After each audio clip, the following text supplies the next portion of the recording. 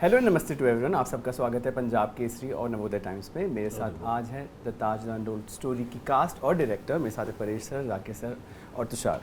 सबसे पहले welcome to Punjab Kesari sir and welcome to Navodaya Times. सबसे पहला सवाल तुषार आपसे, रिसर्च पॉइंट की मैं बात देख रहा था, आप काफ़ी इंटरव्यूज़ में बात कर रहे थे, तो मुझे उसके बारे में बताइए, कब वो डे वन जब आपने सोचा कि मैं इस पर मूवी बनाऊँगा, जब तक मूवी ग्रीन लिट हो गई, तो पूरे वो प्रोसेस कैसा रहा? देखिए, मतलब ये जो ताजमहल का जो एक थॉट था, विजन था, ये आया सीए सुरेश झा जी की तरफ से, क्योंकि ये फिल्म के प्रोड्यूसर थे। उन्हीं का मेरे पास कॉल आया कि ताजमहल एक पिटीशन बहुत डल रही है इस पे हम कुछ आप रिसर्च कीजिए और बताइए कैसा रिसर्च इस पे है। Then I do the research with me and with my team. हमने इसको पूरा रिसर्च किया, एनालिसिस किया, दोनों फैक्ट्स को, डॉक्यूमेंट्स को हमने देखे, बहुत सारे इंटरव्यूज़ देखे, बहुत सारे कोर्ट क्रॉनिकल्स को स्टडी किया, अच्छे से रिकॉर्ड्स चेक किए हमने। और फिर जब हमको रिसर्च बहुत कॉन्क्रीट मिल गई कि हाँ यार, इस पर एक फिल्म बन सकती है, डिबेट अच्छी हो सकती है, देन हमने एक स्टोरी लाइन डिज़ाइन की, स्क्रीन प्ले स्ट्रक्चर डिज़ाइन किया, और इसमें लगभग पूरा डिज़ाइन करने में 1 साल का समय मिनिमम लग गया। सेट पे आते आते नहीं, सेट पे आते नहीं, सर तक पहुंचने में। उससे पहले 8-9 महीने से स्क्रिप्ट और रिसर्च का काम चल रहा था, क्योंकि रिसर्च बहुत ज़्यादा थी और वो पढ़ना बहुत ज़्यादा था, और उसमें कुछ ऐसी गुंजाइश नहीं थी कि हम अपर लेयर पे ही खेल रहे हैं, हम we deep dive into it. So उस पर मैंने रिसर्च किया खूब, देन स्क्रिप्ट रेडी हुई और वो सर के सामने परोसी गई। ऑब्वियस है उसमें कुछ खामियां थी, जिसपे सर के बहुत सारे इनपुट्स आए, सजेशंस आए, एंड सर ने रिसर्च की काफ़ी तारीफ करी, और सर का हाँ कहना ही एक अपने आप में बहुत बड़ी बात थी, जो हमारे लिए वो आज भी मुझे वो दिन याद है जब सर का कॉल आया था और सर ने स्क्रिप्ट के लिए हाँ कहा था। और हमारे क्रिएटिव प्रोड्यूसर विकास राधेश्याम, जिन्होंने इस फिल्म में काफ़ी सपोर्ट किया है, बैकिंग की है, और परेश जी को लाने में उन्हीं का मेजर हाथ है स्क्रिप्ट के साथ साथ। तो और जब आप ये मूवी लेके गए, मतलब प्रोड्यूसर्स तो आप बताएं हो, तो लोगों का कभी होता है ना, हमेशा अपना जो प्रोजेक्ट है लोगों से डिस्कस करते हैं, कुछ लोग होते हैं जो प्रोफेशनल फ्रंट में मिलते हैं, कुछ आप ही का इनर सर्कल रहता है, तो वहाँ से क्या रिएक्शन था? Were they all supportive? No, because all supportive नहीं थे, बिकॉज क्योंकि हमारी इंडस्ट्री भी बटी हुई है बिल्कुल 2 भागों में जी। तो कुछ प्रोड्यूसर्स ऐसे भी थे जिनकी तरफ से टेकन अबैक आया कि यार ये क्यों प्रोपेगेंडा बना रहे हो, तुम्हारा मतलब तुम्हारा करियर पे अफेक्ट करेगा या ये करेगा, क्योंकि एक मानसिकता के लोग यहाँ पर भी हैं जी। तो मैंने उनको ये कहा कि मतलब मैंने रिसर्च इस पर बहुत ज़्यादा की है सर, एंड दोनों पक्ष के जो डॉक्यूमेंट है वो बहुत ज़्यादा ऑथेंटिक है और सवाल उठाते हैं। तो मुझे ये सब्जेक्ट बहुत इंटरेस्ट मतलब इंट्रीब्यूट कर रहा है फिल्म बनाने के लिए, एंड डेफिनेटली मुझे बनानी चाहिए फिल्म। तो मतलब लोगों का जो परसेप्शन है वो परसेप्शन है ही, वो एंड तक स्टार्टिंग में भी कुछ हमें क्रिटिक्स ने नकारा, फिल्म के प्रमोशन के लिए भी जाते थे तो वो उसको कहते थे नहीं प्रोपेगेंडा है, कौन लोग बना रहे हैं, तो ऐसे गालियाँ भी मिली हैं बहुत लोगों से, सुनने को भी मिला है। ओके, आई थिंक जब सब मूवी देख लेंगे तो फिर या सबको जवाब मिल जाएगा। बिल्कुल। मेरा दूसरा सवाल आप दोनों से है sir, what was the drawing point? जब आप लोग ने स्क्रिप्ट पढ़ी तो वो कौन सा एक ड्राइंग पॉइंट था जो आपको लगा पढ़ने के बाद साइन करने के लिए कि यार ये मूवी तो मैं करूँगा? जो रिसर्च किया गया था जी, और कुछ ऐसी बात है जो मैं जानता नहीं था जी, और जो मैंने वेरीफाई भी किया जी, तो मुझे पता चला सही बात है। और दूसरी बात थी, जिस तरह से हमको इतिहास पढ़ाया गया है उसके लिए मेरे दिलो दिमाग में बहुत गुस्सा है। जो जिन जिन लोगों ने हमारे इतिहास के साथ छेड़खानी की है, तो मुझे यहाँ पे मौका मिल रहा था कि वो जो पहलू है उसको हम उजागर कर सके अच्छे तरीके से, एंड एस्थेटिकली करेक्ट हो एंड ऑथेंटिक भी हो। बिल्कुल। तो मुझे मौका मिल रहा था, तो मैंने चलो हाँ मैं करता हूँ। बिल्कुल बिल्कुल। नहीं, वो सब सारी बातें ठीक है, परेश जी ने जो कहा बहुत अच्छी बात है। बाकी तो फिल्म को करने का सबसे पहला तो रीज़न यही होता है कि हाँ भाई चलो फिल्म है, कर लेते हैं, परेश भाई के साथ करेंगे। तुषार को कौन जानता है, वो तो ठीक है, वो नया आदमी है। तो परेश भाई ने हाँ की है तो कुछ तो बात होगी, तो हमने तो इसलिए हाँ कर दी। ओके, बाकी बाद में पता लगा ठीक ही किया, हाँ कर दी। Thank you. हमको भी अच्छा लगा कि भैया आपने हाँ की। बजट बढ़ जाता है अपने आप मूवी में। नहीं, वो बजट तो खैर नहीं, वजन हाँ वजन एक रिलायबिलिटी आ जाती है। नहीं, सर का हाँ कहना ही सबसे इस फिल्म की सबसे बड़ी जीत थी। सर ने हाँ की, उसी की वजह से पूरा सब हो गया, सेटअप क्रिएट हो गया। क्या होता है कि देखिए क्या होता है, एक समझदार एक्टर जब हाँ कर देता है तो फिर सवाल नहीं उठते हैं कि उन्होंने की है तो उन्होंने हाँ की है तो कुछ सोच के ही की होगी, और ऐसे सब्जेक्ट है ना, तो वहाँ कोई सवाल ही नहीं था जी। मेरे भी ये रोल है ऐसे ऐसे, आप साथ में डिबेट लड़ेंगे? मैं कहाँ लड़ेंगे, चलो चलते हैं। बिल्कुल। हमने रिहर्सल की, उस पर सवाल उठे, कुछ उनके सोल्यूशन निकाले और पहुँचे। फिर वहाँ भी सवाल उठते रहे, भाई ये ठीक है कि नहीं है, यहाँ भी ठीक है, का की को आता हूँ जाता हूँ, वो सब जो होता है। जी जी बिल्कुल। इम्प्रोवाइजेशन नहीं, मतलब जो ग्रामेटिकल इनकरेक्ट हो जाता है some time. As a writer इसमें मुझे बहुत सपोर्ट मिला, बिकॉज सर का एक्सपीरियंस बहुत ज़्यादा है। बिल्कुल। सो वो मुझे टाइम पे करेक्ट भी करते रहे जहाँ मैं गलत हूँ। कई बार क्या होता है कि आज की डेट में जो भाषा है वो बहुत ज़्यादा डिस्टॉर्ट होती चली जा रही है, बिकॉज ऑफ उस पर कोई वो नहीं है, सॉलिड काम नहीं हो रहा। सॉलिड काम तो बहुत हुआ है, उस पर विजिलेंस नहीं है। और सबसे ज़्यादा जो ख़राब कर रहे हैं वो आरजेज और क्रिकेटर जो कमेंट्री करते हैं, उन्होंने सारे जेंडर जो है फीमेल कर दिए हैं। पहली ओवर, दूसरी मैच, तीसरा बॉल बोलते उल्टे कर दिया सब। तो ऐसी उस पर वो नहीं है कोई विजिलेंस से मतलब है कि कोई चेक नहीं करता है।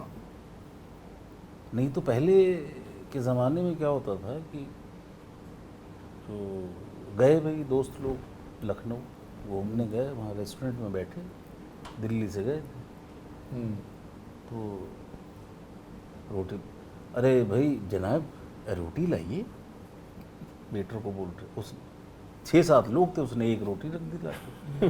बोले भाई 6-7 लोग हैं तो मियाँ रोटियाँ बोलिए ना। रोटी बोलेंगे तो एक ही हुई ना।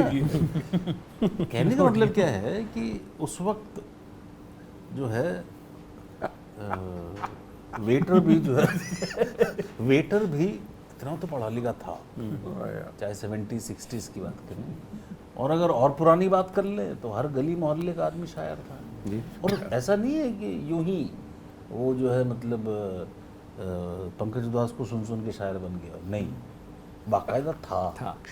तो बाकायदा वो समझता था जी। तो वो धीरे धीरे टिके हुई है, चीज़ें बदली हैं बिल्कुल। तो लेकिन हमको वो बदलाव एक्सेप्टेबल है। हम बटन को बटन ही कहते हैं क्योंकि वो हिंदुस्तान में जन्मा नहीं। बिल्कुल। जिप को हम जिप ही कहते हैं, मुश्किल से हम चेन कह लेते हैं जी। लेकिन कहने का मतलब क्या है कि एक्सेप्टेंस उतना ही होना चाहिए जितना होना चाहिए। सही बात। अभी आप जेंडर ही बदल दिया सब। मेरी बैग कहाँ है? हाँ, हम तो मेरा बैग अब ठीक है, कम्युनिकेशन हो रहा है। दूसरी बात क्या हो गई है कि ये जो रोमन में लिखने वाला जो मामला आ गया, अरे बाप, उसमें सर ने देवनागरी में मांगी थी स्क्रिप्ट जी। रोमन में एक सीरियल कर रहा था, उस पर लिखा, मतलब क्या लिखा हुआ, सीन ओपन होता है, पापा सदियों से उतर रहे हैं, सदियों से उतर रहे हैं, अच्छा सीढ़ियों से उतर रहे हैं। रात में बैठ के धनाधन अर्थ हो जाता उसमें। तो खैर ये तो खैर बहुत ठीक है जी। कहीं और बात चली जाती है इसलिए वो इशारा करती, बोले लंबा मत बोलो। तुषार आपसे पूछना चाहूँगा मैं, कास्टिंग प्रोसेस के बारे में बताइए। सेकेंडरी कास्ट भी काफ़ी तगड़ी है, और जो आपके दिमाग में जहन में पहले नाम थे वही सब लॉक हो गए जैसे आपने सोचा था? Yes, fortunately. और फॉर्चुनेटली इसलिए मैं कहूँगा क्योंकि पहले ही टारगेट हमने परेश सर जी को किया और उन्होंने हाँ कर दिया उसके लिए, तो बाकी की जो कास्ट को लॉक करने का वो था एंसम्बल कास्ट, तो जो मैंने पिक किए तो उन सब ने हाँ कर दिया। बस वही था कि डेट्स का क्लैश था, जिनके डेट्स नहीं मिल पाए वो इस फिल्म को नहीं कर पाए, जिनके डेट्स मिले वो आ गए। So I try to create ensemble cast जो ऑडियंस को भी मजा आए और सारे दिग्गज एक्टर उनको हैंडल करना। और उन्होंने जो, क्योंकि उनको किरदार बताने की जरूरत नहीं होती, एक बार आपने किरदार समझाया उसके बाद आपको खुद ही तो एज अ डायरेक्टर मेहनत बच जाती है। गलत बोल रहा है परेश जी ने हाँ कर दी, बाकी तो धमकी से काम चल गया था। नहीं, बस एक जो सामने जो था अदालत के अंदर जी, और जाकिर भाई का होना इसलिए बहुत बेहद ज़रूरी था। एक ग्रेविटास वाला एक्टर चाहिए आपको, बिल्कुल, जो बिल्कुल शार्प हो और कम माने, ज़्यादा ओवरडूइंग ना हो, क्योंकि ये बंदे का कैरेक्टर था थोड़ा ओवरडूइंग, इनका बहुत सामने subtle- उतना ही ठहरा वाला ग्रेविटास वाला रेजर शार्प एक्टर चाहिए। बिल्कुल। तो और सर स्क्रिप्ट के दौरान सर ने मुझसे एक बात भी कही थी ये करते हुए कि भाई मैं अपने टॉपिक को, इस करेक्टर को ना बहुत ज़्यादा वायलेंट नहीं करूंगा बिल्कुल भी, क्योंकि वो ऐसा ना लगे कि वो गलत है या उस पर जा रहा है। मैं वायलेंट नहीं करूंगा, नेगेटिव नहीं बनाना है इसको। क्योंकि हम डिबेट करने जा रहे हैं या और डिबेट का कोई रिसर्च नहीं है। दूसरी बात क्या है, इसके अंदर केस ये लड़ रहे हैं लेकिन ये लॉयर नहीं है जी, तो तालीम वो नहीं है। हाँ वो बैलेंस, ये आदमी तो बहुत पढ़ा लिखा लॉयर है, बहुत डिग्री है इसके पास, लेकिन इनके पास लॉजिक है, इन्हें बहस नहीं करनी आती, इन्हें कहना आता है देखिए इस किताब में तो ये लिखा है भाई साहब। इमोशनल होके सेंटिमेंटल तो वो बैलेंस बहुत ज़रूरी है। होता क्या है, सीन कब खराब होता है, जब एक आदमी बहुत अच्छी एक्टिंग करे और एक बहुत ख़राब करे, तो जो अच्छा वाला है वो भी गधा दिखता है फिर। तो आपको बैलेंस करना होगा, बहुत ज़रूरी है। आप दोनों डेकेड से काम कर रहे हो, इतने सालों से काम कर रहे हो। आजकल जैसे हम बात करते हैं चेंज की, जैसे आप पहले कह रहे थे कुछ, तो आजकल बहुत एक्टर्स कहते हैं कि एक जो लास्ट उनका रिलीज़ होता है उसका जो बॉक्स ऑफिस रिजल्ट होता है वही उन्हें अगले प्रोजेक्ट गारंटी करता है कि अगर शायद पिछली फिल्म नहीं चली तो अगली फिल्म शायद ना मिले। बहुत सारे यंग एक्टर्स ऐसा कहते हैं। आप लोग इतने सालों से हो, पहले आई थिंक जो टाइम था वहाँ पे ये चीज़ें इतनी ट्रांजैक्शन शायद नहीं होंगी जितनी अभी हैं। आप इसको चेंज को देखते हो कि आजकल चीज़ें ज़्यादा ट्रांजैक्शन है, लेस ऑन फेथ और ट्रस्ट है on the craft of an actor? नहीं, मुझे क्या लगता है कि आपका काम कितना चला, कितना नहीं चला, या बहुत चला या बिल्कुल नहीं चला, बिल्कुल, ये मार्केट है। लेकिन अगर आपने अपने आप को प्रूव कर रखा है तो वो कभी ज़ाया नहीं जाता है, समझे ना जी। हो सकता है ये जिम्मेदारी उसके ऊपर होती है, ये जिम्मेदारी कमर्शियल फिल्मों में होती है। कमर्शियल फिल्म में हीरो की फिल्म अगर नहीं चली उसको सबसे ज़्यादा नुकसान होता है। कमर्शियल चली तो फायदा भी उसको ही है। फायदा भी उसी को होता है जी। तो मेरे को, परेश भाई को, उनको कोई फर्क नहीं पड़ता उस बात से। लेकिन हमारे लोगों का फिल्म में होना बहुत ज़रूरी है, आवश्यक है। सपोर्टिंग है ना उसको खड़ा करने के लिए। तो कहने का मतलब क्या है कि आप जो है ये बात, एक्टर जो बोल रहा है कि यार मेरी पिछली फिल्म नहीं चली, तो कौन एक्टर बोल रहा है, वो भी मैटर करता है। आपका काम दे, फिल्म चले नहीं चले, लेकिन किसी ने आपका काम देखा है तो वो नोटिस कर लेगा भाई अच्छा एक्टर है, इसको मैं लूँगा अगली फिल्म में। तो वो उसको एक पिलर को खड़ा करने के लिए 25 रस्सियाँ चाहिए होती ना। तंबू देखा है आपने? बिल्कुल। तंबू एक ही बम्बू पे खड़ा होता है, लेकिन उसमें रस्सियाँ कितनी लगती भाई साहब? बिल्कुल। तो वो रस्सियाँ हैं हम लोग। ये तो तंबू उड़ जाएगा। हम लोग तो बेसिकली कीले हैं जो बाहर गड़ती है। तो काफ़ी अच्छा लगा आप सबसे बात करते। जाते जाते ऑडियंस के लिए एक मैसेज कि क्यों वो जाएं थिएटर में, टिकट खरीदें और मूवी देखें। अगर आप नहीं जाएंगे तो आप देख नहीं पाएंगे, पता नहीं कर पाएंगे कि फिल्म किस बारे में है, और आप अपना ओपिनियन लेके घर पे बैठेंगे तो अच्छी बात नहीं है। आप जाइए, रिक्वेस्ट है, फिल्म देखिए। 31 को रिलीज़ है। Thank you very much. Film देखिए, फिर अपना ओपिनियन बनाइए और फिर मज़े लीजिए। हम खोदेंगे नहीं, खोलेंगे इसके राज। वो क्या राज है वो आपको फिल्म देख के ही मालूम चलेगा। Thank you. Thank you. All the best for the thank you. Thank you.